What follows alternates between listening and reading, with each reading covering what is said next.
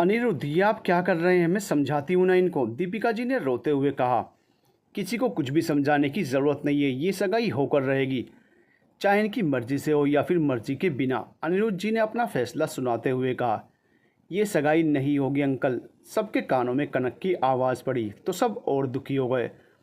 आदित्य ने भी जब ये सुना तो अपना दर्द छुपाने के लिए अपनी आंखें बंद कर ली। कनक सीढ़ियों से उतरकर अनुराग जी और अनिरुद्ध जी के पास चली आई। उसने उनके सामने हाथ जोड़ते हुए कहा, प्लीज़ आप लोग इन पर कोई दबाव मत डालिए। अगर ये नहीं चाहते कि ये सगाई हो तो अब कोई सगाई नहीं होगी। हम नहीं चाहते इनको किसी दबाव में आकर ऐसा कुछ करना पड़े जिसमें इनकी खुशी शामिल ना हो। कनक की बातें सुनकर आदित्य ने अपना मुंह फेर लिया। उसकी आंखें नम हो गई थी। दीपिका जी ने रोते हुए कहा, लेकिन बेटा आपकी खुशी का क्या? आप हमारी टेंशन मत लीजिए आंटी, हम ठीक हैं। उसने कह तो दिया, लेकिन उसकी रुंधी हुई आवाज़ से सबको उसकी तकलीफ़ का साफ पता चल रहा था। वो अपना दर्द किसी को नहीं दिखाना चाहती थी। अगर थोड़ी देर और वो वहाँ रुकती तो रो पड़ती, इसलिए झटके से वहाँ से जाने के लिए मुड़ी। उसका हाथ लगने से पास ही टेबल पर रखा शीशे का फ्लावर पॉट गिरकर टूट गया और उसके टुकड़े चारों तरफ बिखर गए। कनक ने बेख्याली में ही उस पर अपने पैर रख दिए। कनक! दीपिका जी चीख पड़ी। कनक दर्द की वजह से लड़खड़ा गई। आदित्य उसे संभालने के लिए आगे बढ़ा तो कनक ने उसे हाथ दिखाकर खुद की मदद करने से रोक दिया। प्लीज़ अब कोई और एहसान मत कीजिए हम पर। हमें बचपन से अकेले रहने की आदत है। आज भी खुद को संभालने के लिए हमें किसी की ज़रूरत नहीं है। कनक ने बड़ी ही मुश्किल से ये शब्द कहे। उसने अपने कदम आगे बढ़ाए तो पैरों से खून टपकने लगा। आदित्य ने नज़रें फेर ली। वो उसको तकलीफ में नहीं देख सकता था। विक्रम भी वहाँ आ चुका था। वो और अंजलि कनक को सहारा देकर ले गए। आदित्य भी तेजी से अपने कमरे में चला आया। उसने दरवाज़ा बंद कर दिया और गुस्से में दीवार पर लगातार कई पंच मार दिए। उसकी नज़र सामने रखे ड्रेसिंग टेबल पर पड़ी। उसने वहाँ रखा एक बॉक्स उठाया। ये वही गिफ्ट था जिसे कनक ने पुलकित को जेल भेजने की खुशी में थैंक यू बोलने के लिए उसे दिया था। उसने उसे अनबॉक्स किया। उसमें एक वॉच थी जो दिल की धड़कनों के हिसाब से चलती थी। धड़कन के सामान्य से कम या ज़्यादा होने पर उसमें से बीप की आवाज़ आती थी। उसने कुछ देर वॉच को देखा, फिर वहीं रख दिया। उसकी नज़र मिरर पर पड़ी, लेकिन उसमें उसे अपने अक्स के बजाय कनक की आंसू से भरी आंखें और पैरों से टपकता खून नज़र आ रहा था। ये नज़र आते ही उसने शीशे पर अपना हाथ ज़ोर से मार दिया। शीशे के टुकड़े आदित्य के हाथों में चुभ गए। उसका हाथ खून से सन गया था, लेकिन उसे इसकी कोई परवाह नहीं थी। वो धम से ज़मीन पर बैठ गया और चीख पड़ा। आंखों में कब से रुके आंसू बह चले थे। किसी के दरवाजे पर नोक करने पर आदित्य ने खुद को संभाला और बोला, मुझे किसी से बात नहीं करनी। कुछ टाइम मैं अकेला रहना चाहता हूँ। आदि मैं हूँ। मुझे पता है अंकल ने तुम्हें आज उस लड़की की वजह से थप्पड़ मारा। उसका तुम्हें बहुत बुरा लगा होगा। तुम्हें अपनी ज़िंदगी का फैसला खुद ही करने का पूरा हक है। कोई भी तुम्हें फोर्स नहीं कर सकता। पर एक काम अच्छा हुआ, कनक ने खुद ही मना कर दिया इस रिश्ते के लिए, आरोही ने कहा। आदित्य को फिर से कनक का आंसुओं से डूबा हुआ चेहरा याद आ गया। उसके चेहरे पर बेहिसाब दर्द उभर आया। उसने अपना सर पकड़ लिया और चेहरा ज़मीन की तरफ कर लिया। अचानक से उसे कुछ और भी याद आया तो उसने उठकर झटके से कमरे का दरवाज़ा खोल दिया। आरोही दरवाजे से लगकर खड़ी थी। वो धड़ाम से गिर पड़ी। आदित्य ने उसे गिरते देखा, लेकिन उसने आरोही को बचाने की कोशिश भी नहीं की। अपनी जगह पर स्थिर खड़ा रहा। ये क्या बदतमीज़ी है आदि, ऐसा कैसे कर सकते हो तुम? आरोही ने चिल्लाते हुए कहा। आदित्य ने मुंह पर उंगली रखते हुए सर्द आवाज़ में कहा, श्श, ज़्यादा ऊंची आवाज़ पसंद नहीं है मुझे। ये बात तुम अच्छी तरह से जानती हो। आरोही ने अपनी आवाज़ को भरसक नॉर्मल करते हुए कहा, मैंने क्या गलती कर दी आदि? मैं तो बस यहाँ तुम्हें देखने आई थी। ये तुम मुझसे पूछ रही हो कि क्या गलत किया है तुमने? किसकी परमिशन से तुमने नीचे वो सब कुछ कहा? हिम्मत भी कैसे हुई तुम्हारी? आदित्य ने जबड़े भींचकर कहा। आरोही उसकी लाल आंखों को देखकर डर गई थी। उसने हिम्मत करते हुए कहा, मैं तो सिर्फ तुम्हारी मदद करना चाहती थी। तुम कनक से शादी नहीं करना चाहते थे और सब तुम्हारे फैसले के खिलाफ थे और तुमसे एक्सप्लेनेशन मांग रहे थे। बस इसलिए मैंने वो सब कुछ कहा जिससे तुम्हें शादी से इनकार की वजह मिल सके। अगर तुम्हें कोई दिक्कत है तो मैं अभी जाकर सबको सच बता देती हूँ।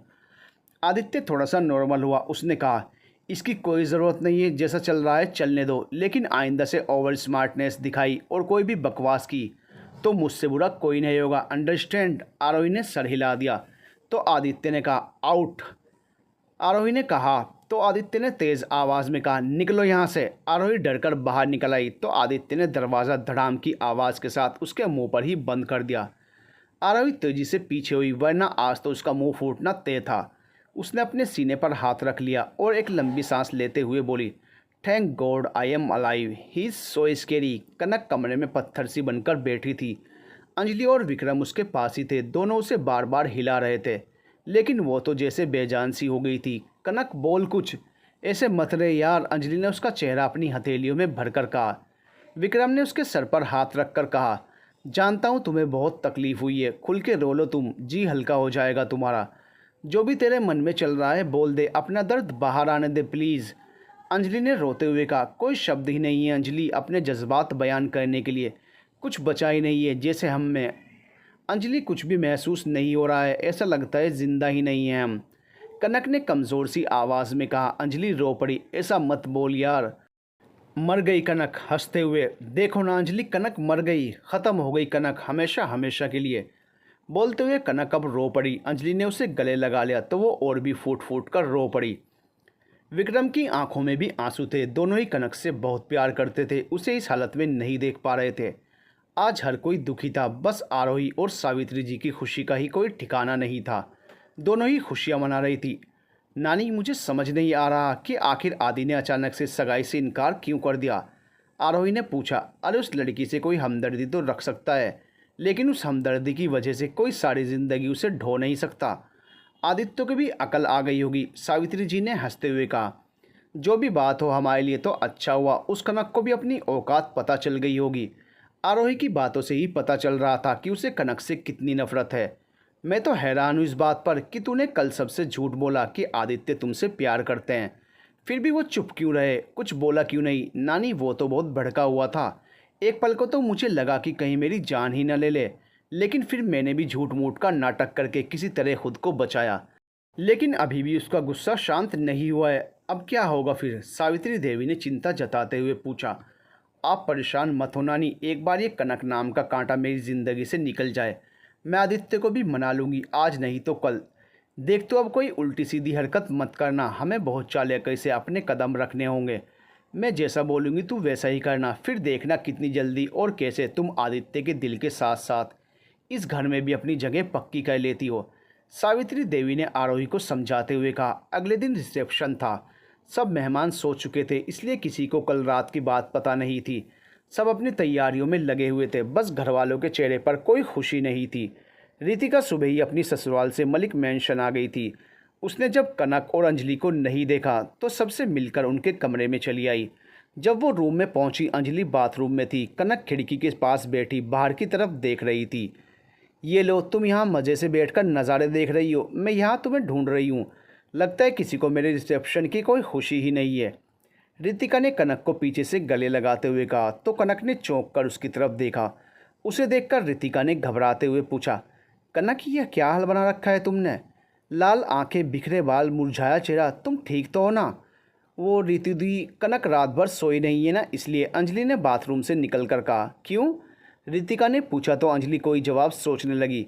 वो दी, रात में पैर में चोट लग गई थी, इसलिए दर्द की वजह से सो नहीं पाई। कनक ने असली वजह छुपाकर कहा, क्योंकि वो नहीं चाहती थी कि उसकी वजह से रितिका की खुशियों में कोई भी कमी आए। कहाँ लग गई चोट? तुम अपना ध्यान क्यों नहीं रखती? रितिका ने परेशान होकर कहा। अरे दी, हम ठीक हैं, बस छोटी सी चोट है, आप बेवजह टेंशन मत लो, कनक ने हल्का सा मुस्कुरा कर कहा। तो फिर चलो जल्दी से तैयार हो जाओ, भूल गई क्या, आज मेरा रिसेप्शन है? रितिका ने अपने हाथ कमर पर रखकर पूछा। कनक दर्द भरे लहजे में, आज का दिन हम चाहकर भी कभी नहीं भूल सकते। रितिका ने उसकी तरफ देखा तो उसने मुस्कुरा कर कहा, अरे आज हमारी प्यारी दी का स्पेशल दिन, उसका रिसेप्शन जो है, कैसे भूल सकते हैं हम भला। रितिका मुस्कुरा दी तो कनक ने कहा, आप नीचे चलिए दी, हम भी जल्दी से रेडी होकर आते हैं। रिसेप्शन के बाद हमें आपके हनीमून की सारी स्टोरी भी तो सुननी है। रितिका चली गई तो अंजलि ने कहा, तुझे अपनी तकलीफ़ छुपाकर झूठी हंसी हंसने की कोई ज़रूरत नहीं है, तू नीचे नहीं जाएगी। हमारी चाची हमें हमेशा मनहूस कहती थी, क्योंकि उनका मानना था कि हम अपने से जुड़े लोगों को तकलीफ़ ही देते हैं। हम नहीं चाहते रीति दी की खुशियों पर भी हमारी मनहूसियत का साया पड़े और हम यहाँ पर भी मनहूस साबित हो जाएं। इसलिए हमें उनकी खुशी के लिए अपनी तकलीफ़ भूलनी पड़ेगी। कनक ने फीकी सी हंसी हंसते हुए कहा तो अंजलि निशब्द हो गई। कनक और अंजलि नीचे आई तो देखा दीपिका जी, शीतल जी और मानसी बुआ उदास सी बैठी थी। आप लोग इतने आराम से क्यों बैठे हैं? अरे भाई, आज घर में इतना बड़ा फंक्शन होना है। कनक ने अपने होठों पर बड़ी सी मुस्कान सजाकर चहकते हुए कहा। तीनों ने आश्चर्य से उसकी तरफ देखा। उसके होठों पर मुस्कान थी, लेकिन आंखों की चमक गायब थी। एक दिन में उसका फूल सा चेहरा मुरझा गया था। दीपिका जी रो पड़ी। कनक लंगड़ाते हुए उनके पास आई। आंटी, भूल जाइए कल जो भी हुआ। आज रितु दी के लिए बहुत ही स्पेशल दिन है। हम नहीं चाहते हमारी वजह से उनका फंक्शन ख़राब हो। आप लोगों से भी यही रिक्वेस्ट है कि आप लोग बेकार की बातों को भूलकर आज सिर्फ रितु दी की खुशियों के बारे में सोचें। कनक ने दीपिका जी का हाथ पकड़कर कहा तो उन्होंने उसे गले लगा लिया।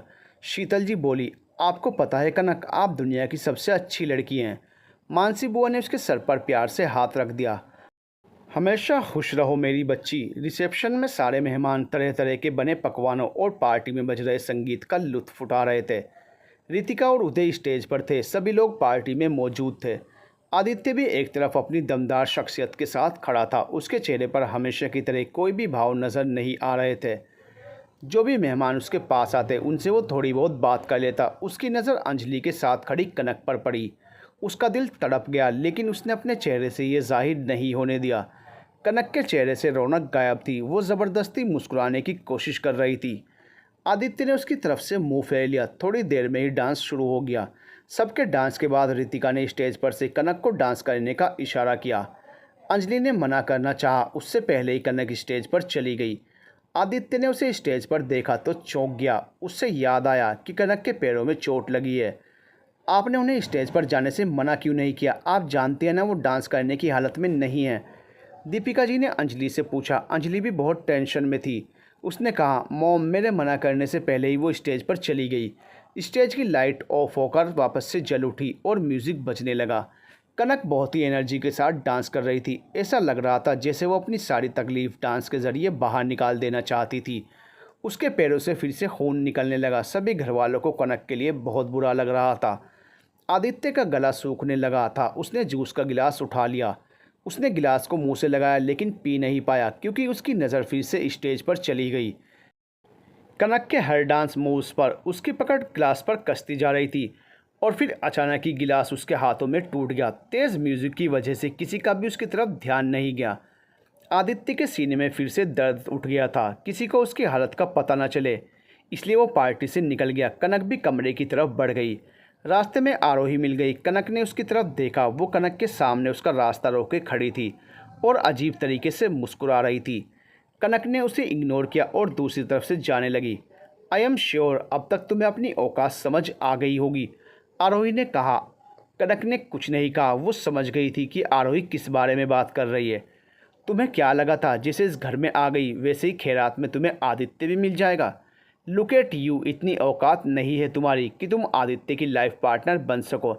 जब आदि ने तुमसे सगाई के लिए हाँ की तो मैं शॉक्ड थी। क्या हो गया है आदित्य की चॉइस को? कैसे वो एक डाउन मार्केट लड़की को अपनी फियोंसे बना सकता है? पर अच्छा हुआ उसे बहुत जल्दी अपनी गलती का एहसास हो गया और उसने उसमें सुधार भी कर लिया। आरोही ने फिर जहर उगला। उसकी बातों ने कनक के जख्मों को और कुरेदने का काम किया था।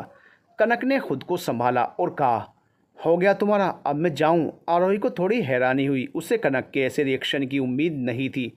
कनक उसे वहीं खड़ा छोड़ आगे बढ़ गई, लेकिन पीछे से आरोही की आवाज़ आई, कहीं तुम्हें अभी भी किसी चमत्कार की उम्मीद तो नहीं है? अगर ऐसा कुछ भी है तो भूल जाओ।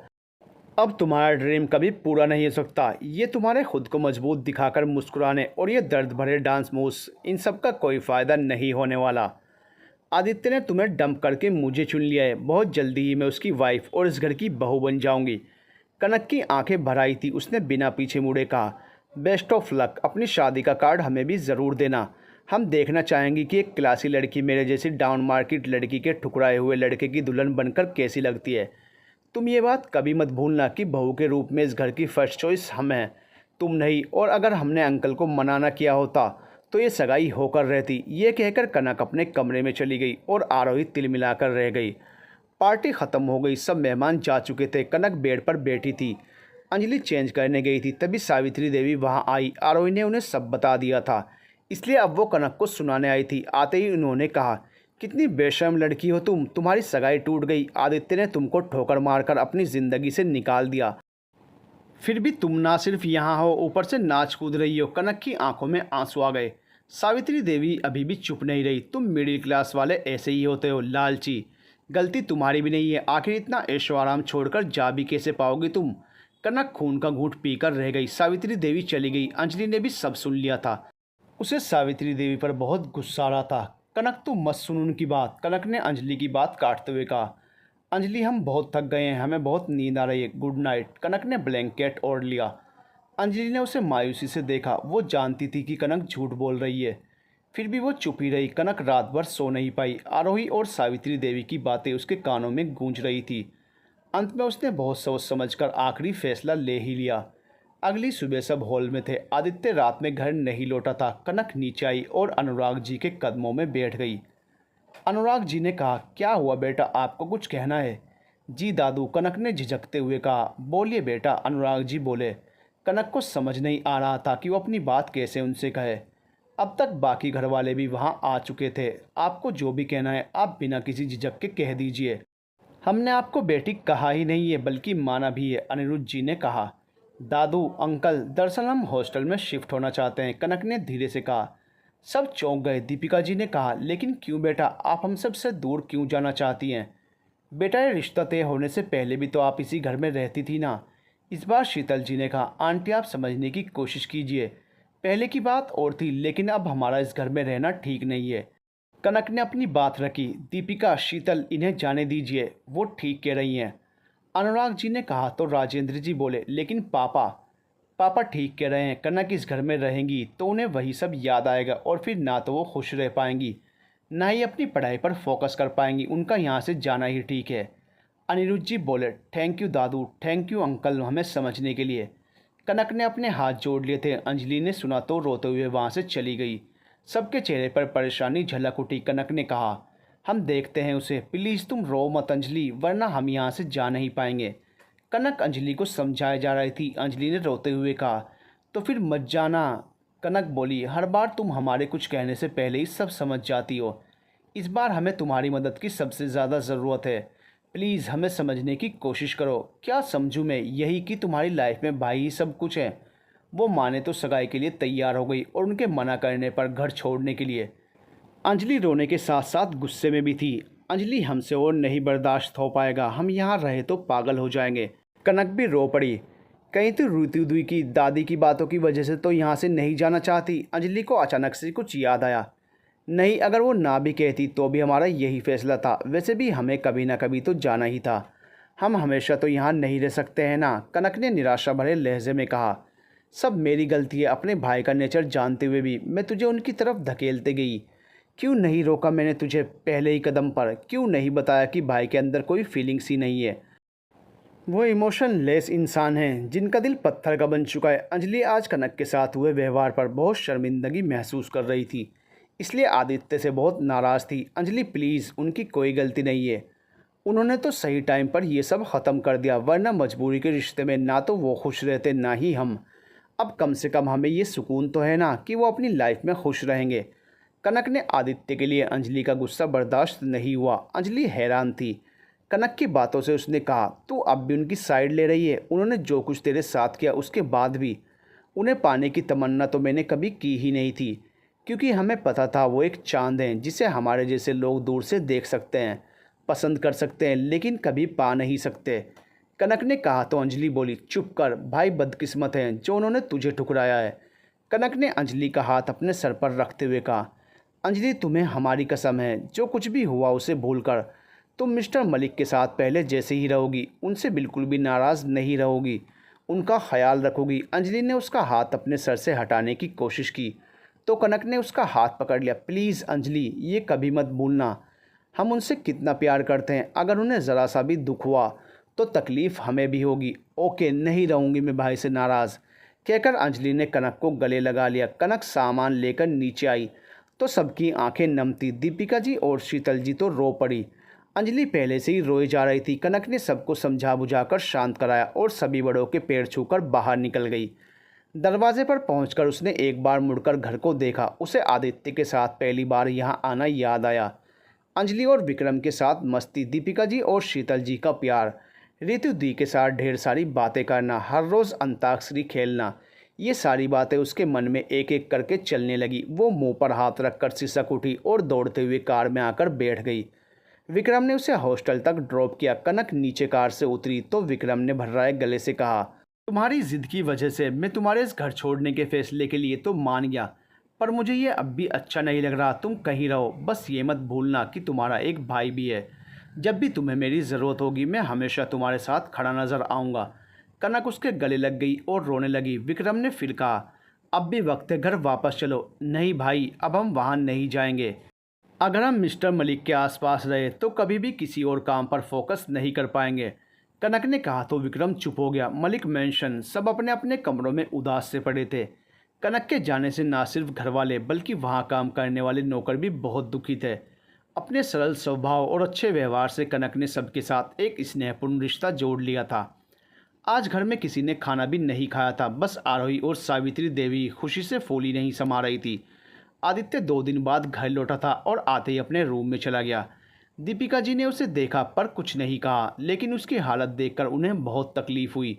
बढ़ी हुई दाढ़ी, बेतरतीब बाल और कपड़े, ये उनका वो बेटा लग ही नहीं रहा था जिसे एक नज़र देखकर ही लड़कियां तो लड़कियां, लड़के भी अपनी नज़र नहीं हटा पाते थे। वो थका हुआ और बहुत कमज़ोर भी लग रहा था।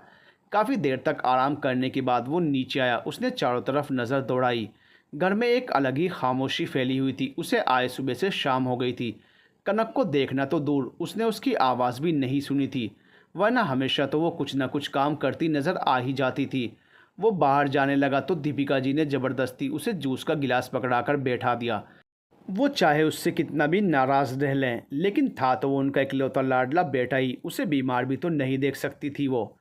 अनिरुद्ध जी वहीं थोड़ी दूरी पर बैठे थे। आदित्य ने उनकी तरफ देखा तो उन्होंने नाराज़गी से अपना चेहरा दूसरी तरफ कर लिया। उनका फ़ोन बजा। फ़ोन पर बात करते समय उनके माथे पर चिंता की लकीरें साफ देखी जा सकती थी। उन्होंने किसी को मलिक मैंशन का पता समझाया और बेसब्री से उसका इंतज़ार करने लगे। वो बार बार उठकर दरवाजे तक जाते, फिर वापस आकर बैठ जाते। आदित्य की नज़रें उन पर ही थी। उन्हें परेशान देखकर उसने बाहर जाने का विचार छोड़ दिया और वहीं बैठा रहा। करीब आधे घंटे के बाद एक दंपत्ति ने वहां प्रवेश किया। आदित्य उन्हें पहचान गया था। ये कनक के चाचा चाची थे। एक बार अंजलि ने उनकी फ़ोटो दिखाई थी। क्या कहा था आपसे, कनक ने। अनिरुद्ध जी ने उनके बैठने तक का भी इंतज़ार नहीं किया और हड़बड़ी में पूछा। उसने हमें फ़ोन करके कहा कि वो ये सगाई नहीं करना चाहती, इसलिए हमें यहाँ आने की कोई ज़रूरत नहीं है, शेखर जी बोले। कविता जी ने उनकी बातों को काट कर कहा, अरे आप पूरी बात क्यों नहीं बताते। उस लड़की ने कहा कि कोई उस पर इस सगाई के लिए ज़बरदस्ती ना करे। इस परेशानी से बचने के लिए वो ये घर छोड़कर जा रही है। आदित्य चौंक गया। क्या कनक घर छोड़कर चली गई है? उसने ऐसा तो कुछ नहीं सोचा था। शेखर जी ने अपने दोनों हाथ जोड़ लिए और शर्मिंदा होते हुए कहा, हमें माफ़ कर दीजिए, हमारी बेटी की वजह से आपकी बहुत बदनामी हुई। अरे मैं तो हमेशा से ही जानती थी कि वो लड़की ना बहुत स्वार्थी है। हमारे साथ उसने जो किया वो किया, आपकी इज्जत का ख्याल भी नहीं रखा। आप लोगों ने तो उसे इतना प्यार और सम्मान दिया, इतने दिनों तक इस घर में रखा था। कविता जी कुड़ते हुए बोली। सब चुप थे क्योंकि सबको पता था कि कनक की कोई गलती ही नहीं है। कविता जी ने फिर कहा, मैंने उसे अपनी और आपकी इज्जत की दुहाई दी। उससे कहा कि आपका इस शहर में कितना नाम है, उसके इस कदम से आपकी इज्जत पर दाग लग जाएगा। लेकिन उस बेशर्म ने कहा कि उसे कोई फ़र्क नहीं पड़ता, वो ये सगाई नहीं करेगी। आदित्य से कनक के लिए बेशर्म लफ्ज़ का इस्तेमाल बर्दाश्त नहीं हुआ। उसकी मुठ्ठियाँ भिज गई थी। आप लोग आज मिले हैं क्या कनक से? अनुराग जी ने पूछा। शेखर जी ने निराशा भरी आवाज़ में कहा, हम लोग गए थे उसके हॉस्टल, लेकिन वहाँ जाकर पता चला उसने दूसरे दिन ही हॉस्टल छोड़ दिया था। सब चौंक गए। आदित्य ने अपने सर पर हाथ रख लिया। अनुराग जी ने फिर पूछा, आपने पता किया आखिर कहाँ गई हैं वो? उनकी आवाज़ कांपने लगी थी। हमें क्या, भाग गई होगी किसी के साथ। कविता जी ने जहर बुझे शब्दों में कहा। आदित्य के बर्दाश्त करने की सीमा ख़त्म हो गई थी। वो चीख पड़ा, स्टॉप इट, बस बहुत हो गया। आपको शर्म आनी चाहिए अपनी बेटी के बारे में ऐसे शब्द बोलते हुए। माफ़ करना बेटा, इनकी ज़ुबान बहुत ख़राब है, शेखर जी बोले। तो कविता जी ने कहा, क्या गलत कहा मैंने बेटा? एक वो लड़की है जो आप लोगों की इज्जत उछाल कर चली गई, और एक आप हो अभी भी उसके खिलाफ कुछ सुन नहीं पा रहे। उसने हमारे साथ क्या किया और क्या नहीं, ये हमारी प्रॉब्लम है, मैं बर्दाश्त नहीं करूँगा कोई उसके खिलाफ एक भी लफ्ज़ बोले। आदित्य ने वार्निंग भरे लहजे में कहा। उसकी सर्द आवाज़ और लाल आंखों को देखकर कविता जी सिहर गई। दीपिका जी ने रोते हुए कहा, कोई हमें भी बताए कि हुआ क्या है, कहाँ है हमारी बच्ची, हमारा मन बहुत घबरा रहा है। सब इस औरत की वजह से हुआ है। शेखर जी ने कविता जी को घूरते हुए कहा, ये सभी क्या बात हुई आप लोगों में जो उन्होंने हॉस्टल भी छोड़ दिया। अनिरुद्ध जी के पूछने पर कविता जी बोली, अरे मेरी क्या गलती है इसमें भाई, मैंने तो सिर्फ यही कहा था कि अगर हमसे रिश्ता रखना है तो उसे ये सगाई करनी पड़ेगी, वरना हमारी नज़रों से दूर चली जाए। आप एक माँ होकर ऐसा कैसे कर सकती हैं, इतनी ज़बरदस्ती कि वो सब कुछ छोड़कर कहीं चली जाएं। वो आपकी बेटी हैं। दीपिका जी ने कविता जी से पूछा तो वो खामोश हो गई। आप लोग बहुत दूर से आए हैं, कुछ खा पी कर आराम कर लीजिए, अनुराग जी ने बात बदलते हुए कहा। इसकी कोई ज़रूरत नहीं है मलिक साहब, हमारी 2 घंटे बाद की ट्रेन है, हम चलते हैं। आपकी पहुंच बहुत है, कृपया करके हमारी बेटी का पता लगवाने की कोशिश करिएगा और कोई भी खबर मिले तो हमें ज़रूर बताइएगा। राजेंद्र जी ने अपने दोनों हाथ जोड़कर रुआसी आवाज़ में कहे। उनके जाने के बाद अंजलि भागती हुई नीचे आई और लगभग चिल्लाते हुए बोली, दादू, डैड, मॉम, कहाँ हो आप सब? क्या हुआ बेटा, आप ऐसे क्यों भाग रही हो? अनुराग जी ने परेशानी भरे लहजे में पूछा तो अंजलि बोली, दादू वो कनक रोने की वजह से उससे आगे नहीं बोला गया। आदित्य अंजलि की तरफ बढ़ गया। क्या हुआ उसे? अंजलि ने उसको देखा तो उसने अपना फ़ोन आगे कर दिया और उससे लिपट कर रो पड़ी। आदित्य ने देखा ये कोई मेल था। उसने अंजलि को संभालते हुए पढ़ना शुरू किया। डियर अंजलि, जब तक तुम्हें ये मैसेज मिलेगा हम बहुत दूर जा चुके होंगे। हमें पता है तुम हमारे इस कदम से बहुत दुखी होंगी, शायद हम पर गुस्सा भी बहुत आएगा, पर हम ये भी जानते हैं कि तुम हमें ज़रूर समझोगी। हमारा दम घुट रहा है इस शहर में, घर वालों और बाहर वालों की बातें बहुत चुभ रही हैं। हमें जाना ही होगा सबसे दूर, वरना हम पागल हो जाएंगे और सहने की ताकत नहीं बची है हम में। हम जानते हैं अंजलि, तुम भी नहीं चाहोगी कि हम तकलीफ़ों में रहें। पूरी दुनिया में एक तुम ही तो हो जिसने हमें समझा है, हमसे भी ज़्यादा हमें प्यार किया है, हमारी परवाह की है। तुमने हमेशा हमारा साथ दिया है। तुम्हें हम फिर से एक बहुत बड़ी जिम्मेदारी सौंप रहे हैं। घर वालों को संभाल लेना बहुत मुश्किल से सब ठीक हुआ है। बहुत दिनों के इंतज़ार के बाद उस घर में खुशियों ने कदम रखा है। उन्हें बिखरने मत देना। तुम, दादू, अंकल, आंटी, चाचा, चाची, विक्रम भाई, मलिक साहब और अपना ख्याल रखना। सबसे कहना कि इस सगाई के ना होने में किसी का कोई दोष नहीं है, शायद भगवान ने यही लिखा था हमारी किस्मत में। इसलिए आप सब मलिक साहब के लिए कोई मलाल मत रखना। हम जानते हैं तुम सब ठीक कर लोगी। तुम हमारी चिंता मत करना, हम खुद को कोई नुकसान नहीं पहुंचाएंगे, इतने भी कमज़ोर नहीं हैं हम। अब से हमारी ज़िंदगी का एक ही मकसद है, अपने पापा के सपने को पूरा करना। इसलिए भी हम खुद का ख्याल रखेंगे और जी तोड़ मेहनत करेंगे। किस्मत ने चाहा तो हम फिर मिलेंगे, उस टाइम तुम्हें अपनी इस दोस्त पर प्राउड होगा। हो सके तो हमारे इस कदम के लिए हमें माफ़ कर देना। अलविदा। मेल पढ़कर आदित्य का गला भरा आया था। बाकी घर वालों की आंखें भी नम थीं। इस घर में उन्हें इतनी तकलीफ़ मिली, लेकिन फिर भी उन्हें हमारी ही चिंता है, इस घर की खुशियों की फिक्र है। दीपिका जी ने रंधे हुए गले से कहा। शीतल जी आदित्य की तरफ देखकर बोली, इस घर की बदकिस्मती है भाभी, जो घर आई लक्ष्मी को नहीं संभाल पाया। अभी तो किसी को पता भी नहीं है कि उसने क्या खोया है, लेकिन जब एहसास होगा तो उन्हें भी बहुत पछतावा होगा। अंजलि ने रोते हुए कहा, भाई प्लीज़ पता लगाओ ना कहाँ है वो। उसका तो इस दुनिया में कोई और है भी नहीं, कहाँ जाएगी वो। मैं देखता हूँ, तुम चिंता मत करो, मैं ढूंढ लूँगा अपनी बहन को। आदित्य से पहले विक्रम ने कहा, कोई ज़रूरत नहीं है, जितनी तकलीफ़ उन्हें मिलनी थी मिल गई इस घर से। अब तो उन्हें सुकून से रहने दीजिए, वो जहाँ भी होंगी यहाँ से तो खुशी होंगी। अनिरुद्ध जी ने कहा और अपने कमरे में चले गए। आदित्य भी तेज़ी से घर से बाहर निकल गया। दीपिका जी ने उसे जाते देखा तो अफसोस से अपना सिर हिला दिया। आदित्य ने बहुत गलत किया, एक मासूम सी लड़की की पूरी ज़िंदगी ही ख़राब हो गई। दीपिका जी ने कहा। शीतल जी बोली, अगर उन्हें कनक पसंद नहीं थी तो पहले ही मना कर देना था इस रिश्ते के लिए, तब ये सब कुछ तो नहीं होता ना। बहुत प्यार करते हैं वो कनक से, हमें नहीं पता कि उनके इनकार की वजह क्या है, लेकिन आई एम श्योर ज़रूर कोई बड़ी बात होगी, वरना भाई ऐसा कभी नहीं करते। विक्रम ने कहा, हमने भी देखा था अपने आदि की आंखों में कनक के लिए जज्बातों को, इसीलिए तो इस रिश्ते को आगे बढ़ाने को तैयार हुए थे हम। दीपिका जी भी बोली, हमें भी यही लगता था, लेकिन सगाई से इनकार के बाद हमारी गलतफहमी ख़त्म हो गई, क्योंकि अगर वो उनसे प्यार करते तो सगाई से मना क्यों करते। शीतल जी को अब भी इस बात पर यकीन नहीं था कि आदित्य को कनक से प्यार है। आप लोगों ने शायद नोटिस नहीं किया कि जब कनक की चाची ने उसके बारे में गलत बोला तो भाई को कितना गुस्सा आया था। ये प्यार नहीं तो क्या है। भाई ने इस बात को हमारे सामने माना भी था कि वो कनक से प्यार करते हैं। इस बार अंजलि ने भी कहा। सब खामोश हो गए। सबको कहीं ना कहीं पता था कि जो दिख रहा है वो सच नहीं है। आदित्य ज़रूर कुछ न कुछ छुपा रहा है। 2 साल बाद मलिक मेंशन दीपिका जी और शीतल जी डाइनिंग टेबल पर बैठकर सबका खाने के लिए वेट कर रही थी। थोड़ी देर में राजेंद्र जी, अनुराग जी और अंजलि वहां आए। दीपिका बेटे अनिरुद्ध और विक्रम कहाँ हैं? अनुराग जी ने पूछा। तो दीपिका जी ने कहा, पापा अनिरुद्ध अभी घर पर नहीं आए और विक्रम ने अपने रेस्टोरेंट में ही खा लिया है अपने कुछ दोस्तों के साथ। इनका तो रोज़ का होता जा रहा है। नाश्ता अगर कर भी लें तो डिनर रोज़ बाहर ही होता है। आप कुछ बोलती क्यों नहीं? राजेंद्र जी ने गुस्से से शीतल जी को देखते हुए कहा। हम पर क्या गुस्सा हो रहे हैं? इसमें हम क्या कर सकते हैं? शीतल जी भी झल्ला गई।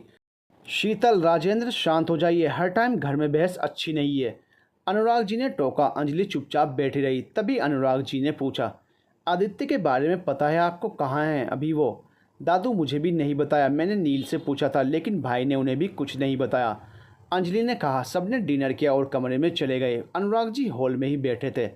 दीपिका जी उनके पास आई और बोली, पापा आप सोने नहीं गए? नींद नहीं आ रही है बेटा, अनुराग जी ने कहा। उनका लहजा बहुत ही दुखी वाला था। दीपिका जी उनके पास ही बैठ गई और बोली, क्या बात है पापा, आप क्या सोच रहे हैं? बेटा क्या हो गया है? इस घर को बिखर गया है सब कुछ। अनिरुद्ध हमेशा काम में ही रहते हैं। विक्रम के घर आने का कोई टाइम ही नहीं है। राजेंद्र और शीतल जब भी साथ होते हैं सिवाय झगड़े के कुछ नहीं करते। हमारी प्यारी सी बच्ची अंजलि कितनी शांत हो गई। ना तो इस घर में हंसने गाने की आवाज़ें आती हैं, ना ही विक्रम और अंजलि पहले की तरह नोक झोंक करते हैं। और हमारे आदित्य, उन्होंने तो जैसे फिर से घर से किनारा ही कर लिया हो। उनकी तो शक्ल देखे ही महीनों बीत जाते हैं। इतना तो घर तब भी नहीं बिखरा था जब प्रभा हमें छोड़कर गई थी। अनुराग जी की आवाज़ से उनकी तकलीफ़ पता चल रही थी। क्या करें पापा, हमने बहुत कोशिश की सब ठीक करने की, लेकिन कनक के जाने के बाद जैसे घर को किसी की नज़र लग गई हो। कुछ भी संभल नहीं रहा है। दीपिका जी ने गहरी सांस लेते हुए कहा। उस बच्ची के कदम बहुत शुभ थे। उनके आते ही घर में खुशियों ने अपना डेरा डाल दिया था और उनके जाने से फिर से इस घर में सन्नाटा पसर गया है। अनुराग जी ने कहा, पता नहीं कहाँ हैं वो पापा, उन्हें बहुत याद करते हैं हम। हमें इस बात का भी यकीन है कि एक बार वो इस घर में वापस आ गई ना तो फिर से सब ठीक हो जाएगा। दीपिका जी ने कहा, हमें यकीन है बेटे, वो दिन बहुत जल्दी आएगा। भगवान इस बूढ़े की ओर परीक्षा नहीं ले सकता। अनुराग जी ने कहा तो दीपिका जी की आंखों में भी उम्मीद की झलक दिखने लगी। एक हॉस्पिटल के बाहर एक कार तेजी से आकर रुकी। उसमें से एक शख्स बाहर निकला। उसने ब्लैक मास्क और ब्लैक चश्मा लगा रखा था। उसकी गोद में एक बच्चा था जिसकी उम्र 5 या 6 साल की होगी। उस बच्चे के सर से खून बह रहा था और वो बेहोश था। दूसरी तरफ का दरवाज़ा खुला। उसमें से एक औरत बाहर निकली। आदमी की नज़र हॉस्पिटल के नाम पर पड़ी तो वो कुछ ठिठक सा गया। साथ आई औरत ने कहा, जल्दी चलिए ना, आप रुक क्यों गए? आदमी ने औरत की तरफ देखा और सर हिलाकर आगे बढ़ गया। अंदर आकर उसने वहाँ के स्टाफ से चिल्लाते हुए स्ट्रेचर लाने को कहा। थोड़ी देर बाद वहाँ के इंटर्न ने बच्चे का प्राथमिक उपचार कर दिया था, लेकिन उसे अभी तक होश नहीं आया था। काफ़ी टाइम बीत गया था पर अभी तक बच्चे को देखने कोई सीनियर डॉक्टर नहीं आया था। औरत बेचैनी से इधर उधर चक्कर लगा रही थी और बार बार मौजूदा स्टाफ से डॉक्टर के बारे में पूछ रही थी, लेकिन कोई सटीक जवाब नहीं मिल पा रहा था। आदमी का सब्र अब जवाब दे गया। उसने चिल्लाते हुए कहा, यहाँ एक मासूम जिंदगी की जंग लड़ रही है और आपके डॉक्टर्स को कोई फिक्र ही नहीं है। कैसा हॉस्पिटल है ये? स्टाफ, अरे चिल्लाता कहाँ को है तू? आज एक वीआईपी का एक्सीडेंट केस आया है ना, डॉक्टर उधर ही बिजी हैं और बड़े साहब छुट्टी पर गए हैं। ओह, तो यहाँ के डॉक्टर तभी किसी पेशेंट पर ध्यान देते हैं जब वो वीआईपी हो। गरीबों की जान की कोई कीमत नहीं है। आदमी ने व्यंग्यात्मक लहजे में कहा। अरे नहीं बाबा, सब डॉक्टर ऐसे नहीं हैं। कुछ हैं जो हर समय सबकी मदद को तैयार रहते हैं। उस वार्ड बॉय ने कान खुजाते हुए आराम से कहा। शख्स ने गुस्से में वार्ड बॉय का कॉलर पकड़कर अपनी तरफ खींचा और बहुत ही गंभीर आवाज़ में शब्दों को चबाते हुए कहा, अगर 5 मिनट में मुझे यहाँ डॉक्टर दिखाई नहीं दिए तो इस हॉस्पिटल के लिए अच्छा नहीं होगा। आप क्या कर रहे हैं सर? मैं अभी डॉक्टर साहब को इन्फॉर्म करता हूँ, वार्ड बॉय ने हकलाते हुए कहा। उस शख्स की सर्द आवाज़ सुनकर उसकी हालत ख़राब हो गई थी। उसके चेहरे पर पसीने की बूंदें झलकने लगी थी। वार्ड बॉय का फ़ोन बजा। उसने कुछ बात की, फिर आदमी से बोला, डॉक्टर भारद्वाज आ रही हैं, वो एक सर्जरी को असिस्ट कर रही थी, बस अभी फ्री हुई हैं। आदमी उसकी बात पर थोड़ा चौंक गया। वो कुछ कहता तभी उसे अपने पीछे से एक मीठी सी आवाज़ सुनाई दी, मोहन भैया किसको चेक करना है? आदमी ने आवाज़ सुनी तो उस डॉक्टर की तरफ अपनी पीठ कर ली। बच्चे के साथ आई औरत भागते हुए उनके पास आई और बोली, डॉक्टर मेरा बच्चा है, रोड क्रॉस करते समय एक गाड़ी ने उसे टक्कर मार दी, तब से बेहोश है, उसे बचा लीजिए प्लीज़ डॉक्टर। डॉक्टर ने उस औरत से कहा, आप परेशान ना हो प्लीज़, आपका बच्चा ठीक हो जाएगा, हम अपनी तरफ से पूरी कोशिश करेंगे।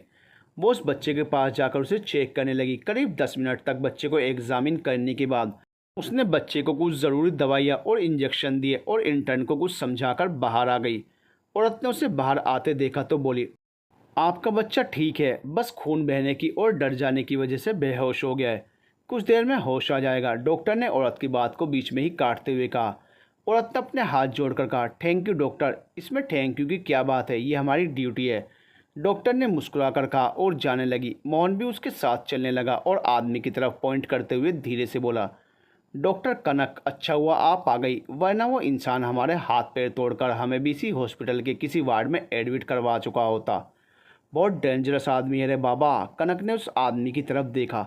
वो दूसरी तरफ मुंह करके शायद अपने फ़ोन में कुछ कर रहा था। कनक को उसे देखकर एक अजीब सी फीलिंग हुई। आदमी ने अपनी जेब से रुमाल निकाला तो उसका पर्स नीचे गिर गया। वो आदमी आगे की तरफ चला गया। कनक ने देखा तो वो पर्स उठा लिया और उस आदमी को आवाज़ दी। आदमी ने आवाज़ सुनी तो उसके कदम रुक गए। कई बार बुलाने पर भी जब वो पीछे नहीं पलटा तो कनक खुद ही उसके सामने आ गई और हल्के से गुस्से में बोली, कितनी देर से आपको बुला रहे हैं, आपको सुनाई नहीं पड़ रहा है या जानबूझकर अनसुना कर रहे हैं? हमें भी कोई आपकी मुंह दिखाई नहीं करनी थी, वो तो आपका वॉलेट। बोलते बोलते कनक ने जब उस आदमी की तरफ देखा तो जैसे उसकी ज़ुबान ही सिल गई। सामने वाले शख्स ने अब भी मास्क लगा रखा था लेकिन उसकी गहरी आंखें दिख रही थी। कनक आज तक उन आँखों को नहीं भूल पाई थी। उसने धीरे से कहा, मिस्टर मलिक। आदित्य ने मास्क हटा दिया। कनक एकटक उसे देख रही थी। सालों बाद वो उसे ऐसे सामने से देख रही थी, उस शख्स को जो उसकी ज़िंदगी, उसका सब कुछ था। उसे हर बीती बातें याद आने लगी थी। फिर उसे ये भी याद आया कि कैसे आदित्य ने बड़ी बेरहमी से उसका दिल तोड़ दिया था, उसके सारे सपने बिखेर कर रख दिए थे। ये याद आते ही उसकी आंखें झिलमिला गई। वो तुरंत ही वहाँ से जाने के लिए पलट गई। कैसी हो? आदित्य ये पूछने से खुद को नहीं रोक पाया। कनक को उसके सवाल पर थोड़ा आश्चर्य हुआ क्योंकि उसने उम्मीद नहीं की थी आदित्य खुद से आगे आकर उससे बात करेगा। वो पीछे मुड़कर बोली, आपको कैसी दिख रही हूँ मिस्टर मलिक? बहुत ही अच्छी। कनक फिर से जाने को मुड़ी तो आदित्य ने जल्दी से कहा, मुझे बात करनी है तुमसे, लेकिन मुझे आपसे कोई बात नहीं करनी। कनक ने थोड़े रूखे स्वर में कहा।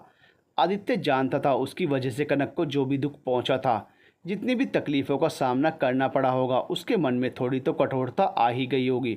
वैसे भी वो उस इंसान से आखिर क्यों बात करना चाहेगी जिसने उसका दिल तोड़ा हो। वो दोनों एक दूसरे को देखे जा रहे थे। तभी कनक को किसी ने पुकारा। कनक के चेहरे पर मुस्कान आ गई। उसने अपने पीछे देखा। सामने एक बहुत ही हैंडसम सा लड़का डॉक्टर का कोट पहने हुए खड़ा था। है स्वीटी, तुम्हारी ड्यूटी तो ख़त्म हो गई थी ना, फिर तुम यहाँ क्या कर रही हो? उसने आकर कहा। कनक बोली, एक एक्सीडेंट केस आ गया था, कोई सीरियस इश्यू? उस लड़के ने पूछा तो कनक ने कहा, नथिंग सीरियस, बस एक मामूली सी चोट थी, अब ठीक है। ओके फिर चलो लंच करने, मुझे बहुत भूख लगी है। आई एम श्योर तुमने भी कुछ नहीं खाया होगा, लड़के ने कहा। कनक ने मना करते हुए कहा, तुम जाओ ललित, मुझे भूख नहीं है। कनक आदित्य की बात सुनना चाहती थी लेकिन लड़के ने उसकी एक नहीं सुनी और उसका हाथ पकड़कर अपने साथ ले गया। आदित्य जो इतनी देर से उन दोनों को देख रहा था, उसे उस लड़के का कनक का हाथ पकड़ना ज़रा भी नहीं भाया। उसके चेहरे के भाव जो कनक से बात करते समय सामान्य से नजर आ रहे थे, वो अब सख्त हो गए थे। हॉस्पिटल के हेड और स्टाफ को जैसे ही पता चला कि वहाँ हॉस्पिटल में आदित्य सिंह मलिक आया है, सब उसकी आवभगत में लग गए। आदित्य ने सबको स्ट्रिक्टली अपना अपना काम करने को कहा, तब जाकर सब उसके पास से हटे। हॉस्पिटल का एक सीनियर डॉक्टर कुणाल आदित्य का जानने वाला था। वो आदित्य के लाख मना करने पर भी उसे कैंटीन एरिया में ले आया। आदित्य के वहाँ कदम रखते ही वहाँ शांति छा गई। आदित्य मलिक परिवार का बेटा होने के साथ साथ खुद में भी एक बहुत बड़ा नाम था, उसका बहुत सम्मान था, सब उसकी बहुत इज्जत करते थे। कि इन 2 सालों में उसके रूडनेस और एग्रेशन में बढ़ोतरी ही हुई थी, इसलिए लोगों में उसका थोड़ा डर भी था। उन्होंने कॉफ़ी ऑर्डर की। आदित्य ने एक पानी का गिलास उठाया और जैसे ही पीने को हुआ उसकी नज़र सामने एक टेबल पर बैठे कनक और ललित पर चली गई। दोनों लंच कर रहे थे। ललित कनक से कुछ बात कर रहा था लेकिन कनक कहीं खोई हुई सी थी। ललित ने उसे ऐसे देखा तो उसका ध्यान अपनी तरफ करना चाहा। बार बार बोलने पर भी जब कनक का ध्यान भंग नहीं हुआ तो ललित ने उसे कंधों से पकड़कर हिलाया। कनक चौंक गई। ललित ने उसे ऐसे हड़बड़ाते हुए देखा तो हंस पड़ा। आदित्य को उसकी हरकत पर बहुत गुस्सा आया। गुस्से में उसकी उंगलियों का दबाव गिलास पर पड़ा तो गिलास उसके हाथों में ही टूट गया। टूटने की आवाज़ इतनी तेज थी कि सबका ध्यान आदित्य की तरफ चला गया। की नज़र जब आदित्य के हाथ पर पड़ी तो वो बीती सारी बातें भूलकर उसकी तरफ दौड़ पड़ी। उसने आदित्य का हाथ पकड़ा और चिल्लाते हुए बोली, ये क्या किया आपने? ध्यान कहाँ है आपका? कितनी चोट लगी है? कनक गुस्से में उसे डांटते जा रही थी और आदित्य उसको एकटक देख रहा था। किसी ने फर्स्ट एड बॉक्स ला कर दिया तो कनक पट्टी करने लगी। सब हैरान होकर उन्हें देख रहे थे। ये कनक मैडम इन पे ऐसे चिल्ला रही हैं, लगता है ये जानती नहीं है उनके सामने बैठा शख्स कौन है। एक मेडिकल इंटर्न ने कहा तो दूसरा बोला, आज तो भारद्वाज मैडम की खैर नहीं। सारी दुनिया जानती है आदित्य सिंह मलिक को कितना गुस्सा आता है। पट्टी करने के बाद कनक ने आदित्य को दवा देनी चाहिए तो उसकी नज़र आदित्य की नज़रों से जा टकराई। वो भी उसी को देख रहा था। कनक ने असहज होकर अपना चेहरा घुमा लिया। तब उसे पता चला आसपास मौजूद लोग उन्हें ही घूर रहे हैं। ये देखकर वो और भी असहज महसूस करने लगी थी, इसलिए वहाँ से चली गई। उसके चले जाने पर आदित्य को भी अपनी स्थिति का आभास हुआ। उसने आसपास खड़े लोगों को देखा तो एक पल में ही सारी भीड़ वहाँ से गायब हो गई। कुणाल को थैंक्स बोला और उस तरफ चला गया जिस तरफ कनक गई थी। उसने बहुत ढूंढा पर उसका कहीं पता नहीं चला। वो निराश होकर लौटने लगा जब उसकी नज़र हॉस्पिटल के कॉरिडोर में एक कोने में लगे बेंच पर गई। उसकी आंखों की तलाश पूरी हुई। कनक अपना सर झुकाए वहीं बैठी थी। दरअसल वो भी कैंटीन वाली घटना के बारे में सोच रही थी। उसे खुद पर गुस्सा आ रहा था। उसने खुद से कहा, तुम इतनी स्टूपिड क्यों हो कनक? सबके सामने कैसी हरकत कर रही थी? क्यों तुम हर बार उनकी तरफ दौड़ी चली जाती हो जबकि उनकी तरफ से तुम्हें जिल्लत और तकलीफ़ ही मिलती है? पर क्या करें, हम उन्हें तकलीफ़ में भी तो नहीं देख सकते हैं। जानते हैं कि उन्हें हमसे कोई मतलब नहीं है, फिर भी हम उन्हें इग्नोर नहीं कर पाते। लेकिन हमें ये करना होगा अपने लिए, अपनी सेल्फ़ रेस्पेक्ट के लिए। हमें उन्हें इग्नोर करना सीखना ही होगा। वो खुद से ही सवाल जवाब कर रही थी। आदित्य कनक की तरफ बढ़ा ही था कि उसके कदम रुक गए। ललित ने पीछे से आकर एक हाथ से कनक की आंखें बंद कर दी और दूसरे हाथ से उसे हक कर लिया। कनक मुस्कुरा उठी, लेकिन आदित्य के भाव फिर से सख्त हो गए थे। वो वहाँ से चला गया। तुम हर बार बच्चों वाली हरकत क्यों करते हो ललित? कनक ने हल्के से गुस्से से कहा। उसका इशारा थोड़ी देर पहले की ललित की उसे गले लगाने वाली हरकत पर था। ललित ने अपने कान पकड़ लिए और कहा, सॉरी बॉस, लेकिन हर बार तुम्हारा मुझे पहचान लेना ज़रूरी नहीं है। कभी तो अनजान बन जाया करो यार। कनक ने कुछ नहीं कहा तो ललित ने पूछा, कहाँ खोई थी तुम? उस मित्तल के बारे में तो नहीं सोच रही ना? कनक को भी अचानक से मित्तल की हरकतें याद आ गई। सुरेश मित्तल हॉस्पिटल का हेड था और बहुत लालची और धूर्त किस्म का इंसान था। उसे सिर्फ पैसे बनाने से मतलब था। यही वजह थी कि वहाँ आने वाले पेशेंट से कई तरह के चार्जेस लगाकर पैसे वसूल किए जाते।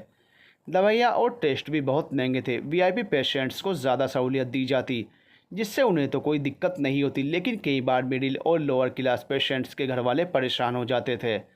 उस जगह पर गिने चुने हॉस्पिटल ही थे और इस हॉस्पिटल का नाम टॉप में था, इसलिए अच्छा इलाज के लिए यहाँ आना लोगों की मजबूरी थी।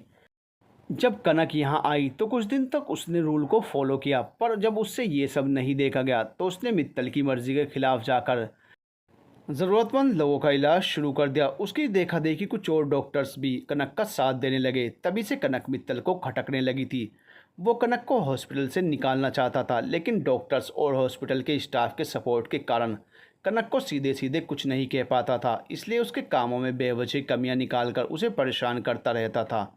कनक को सोच में गुम देखकर ललित ने कहा, अब तुम्हें परेशान होने की कोई ज़रूरत नहीं है। मित्तल अब तुम्हारा कुछ नहीं बिगाड़ सकता, क्योंकि अभी अभी ब्रेकिंग न्यूज़ मिली है कि मित्तल का पत्ता कटने वाला है। कनक ने नासमझी से उसे देखा तो वो बोला, विशेष सूत्रों से पता चला है कि हॉस्पिटल को किसी ने खरीद लिया है और अब अपने अंडर चलाएगा। मित्तल को भी हटाए जाने की खबर है। कनक के चेहरे पर हैरानी और खुशी के मिले जुले भाव आ गए। उसे खुश देखकर ललित भी मुस्कुरा दिया। पिछले एक हफ्ते से हॉस्पिटल में बहुत व्यस्तता रही। मरीजों को अटेंड करने के अलावा डॉक्टर्स, इंटर्न्स और बाकी स्टाफ को वहाँ के पुराने सभी रिकॉर्ड्स और डाटा कलेक्ट करके नए मालिक के पास भिजवाना था। काम टाइम पर पूरा हो जाने से सभी को शांति और सुकून मिला। आज सब एक्साइटेड थे क्योंकि आज शाम को नए ऑनर के वेलकम के लिए पार्टी रखी गई थी। उन सभी का इस पार्टी में शामिल होना कंपलसरी था जिन्हें कोई मेजर सर्जरी या फिर सीरियस पेशेंट नहीं अटेंड करना था। सबके साथ साथ कनक भी उस शख्स से मिलना चाहती थी जिसने एक ही हफ्ते में हॉस्पिटल की काया पलट करके सब में एक नई एनर्जी भर दी थी। पार्टी शुरू हो गई थी। लगभग सब आ चुके थे। कनक को लेट हो गया था। वो पहले ही हॉस्पिटल से घर के लिए लेट निकली थी और अब ट्रैफिक में फंस गई थी। उसने ललित को कॉल किया तो ललित उसे पिक करने के लिए पार्टी से निकल गया। उसके निकलने के जस्ट बाद ही नए ओनर की एंट्री हुई। ललित कनक के पास पहुंचा। कनक ने टैक्सी वाले को पैसे दिए और ललित की बाइक पर बैठ गई। तुम इतना लेट क्यों निकली पार्टी के लिए? ललित ने पूछा। आज हॉस्पिटल में ही लेट हो गया था, फिर घर आ गए, रेडी हुए और फिर पार्टी के लिए निकल पाए। कनक ने एक ही सांस में अपना आज का पूरा शेड्यूल सुना दिया। हाँ, 2 घंटे तो तैयार होने में भी लगे होंगे तुमको। नए ओनर के सामने खूबसूरत भी तो दिखना है। क्या पता वो तुम्हारे प्यार में पड़ जाए या फिर तुम ही उसको दीवानी हो जाओ। सुना है बहुत हैंडसम है वो, ललित ने मजाक किया। कनक ने हल्के से गुस्से से कहा, प्लीज़ ललित, हमें ना तो किसी को इम्प्रेस करना है, ना ये प्यार मोहब्बत के चक्कर में पड़ना है। ये सब सिर्फ बेकार की बातें हैं और कुछ नहीं। कनक को अपना अतीत याद आ गया था, इसलिए उसे ललित की बात पर गुस्सा आ गया था। ललित ने कहा, अरे बस बस एंग्री यंग लेडी, मैं तो बस मजाक कर रहा था, हमें ऐसे मजाक करना पसंद नहीं है। कनक ने कहा तो ललित ने पूछ लिया, तुम्हें ये प्यार के नाम से इतनी चिढ़ क्यों है? क्योंकि प्यार ही दुनिया की हर मुसीबत की जड़ है, इसमें सिर्फ और सिर्फ तकलीफ़ ही मिलती है। कनक की आवाज़ में दर्द था। आज पार्टी में चलो, तुम देखती रह जाओगी। लगी नहीं रहा है कि डॉक्टर्स की पार्टी है। ललित ने बात बदल दी थी कनक की बात सुनकर। क्यों? कनक ने पूछा तो ललित ने हंसते हुए कहा, जब मैं पहुंचा तो एक बार को लगा कि किसी फैशन शो में आया हूं। क्या मेल क्या फीमेल, सारे डॉक्टर्स मॉडल बने नज़र आ रहे हैं आज पार्टी में। उसकी बात पर कनक को भी हंसी आ गई। पार्टी में सब हैरान थे। नया ऑनर कोई और नहीं, आदित्य सिंह मलिक था।